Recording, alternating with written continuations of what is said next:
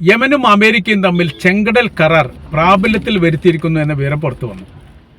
ഒന്നാം ഘട്ട ചർച്ച ഏറെക്കുറെ പൂർണ്ണമാണെന്നും രണ്ടാം ഘട്ടത്തെ ചർച്ചയോട് കൂടിയിട്ട് അത് പ്രാബല്യത്തിൽ വരും എന്നുള്ളതാണ്.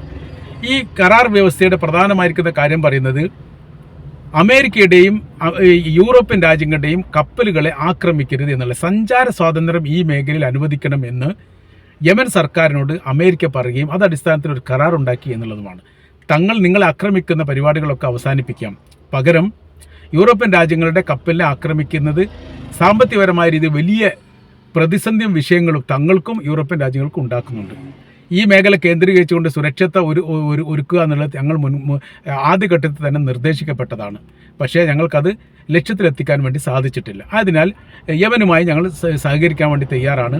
നിങ്ങൾ ആക്രമിക്കുന്നതിൽ നിന്ന് ഞങ്ങൾ വിട്ടുനിൽക്കാൻ തയ്യാറാണ്. കരാർ വ്യവസ്ഥ പാലിക്കണം. അതോടൊപ്പം തന്നെ പ്രധാനമായിരിക്കുന്ന ഒരു കരാർ വ്യവസ്ഥ യമൻ മുന്നോട്ട് വെച്ച് ഇസ്രായേലിൻ്റെ കപ്പലിനെ തങ്ങൾ ആക്രമിക്കും എന്നുള്ളതാണ്.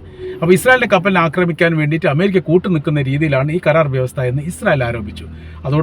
അതുകൊണ്ട് തന്നെ ഇത് എത്രത്തോളം രണ്ട് കൂട്ടരും പാലിക്കും എന്നതിനെക്കുറിച്ച് ഇപ്പോഴും ഒരു രൂപം കിട്ടുന്നില്ല. കാര്യം എന്ന് പറഞ്ഞാൽ ഇസ്രായേലിൻ്റെ കപ്പൽ അല്ലെങ്കിൽ ഇസ്രായേലിലേക്ക് പോകുന്ന കപ്പലെല്ലാം കൊടികൾ മാറ്റിക്കൊണ്ടും ആളുകളെ മാറ്റിക്കൊണ്ടുമൊക്കെ യൂറോപ്യൻ കപ്പലിനെ ഉപയോഗിച്ചുകൊണ്ട് ഈ ഇസ്രായേലിലേക്ക് പോകാനുള്ള സാധ്യത വളരെ കൂടുതലാണ്.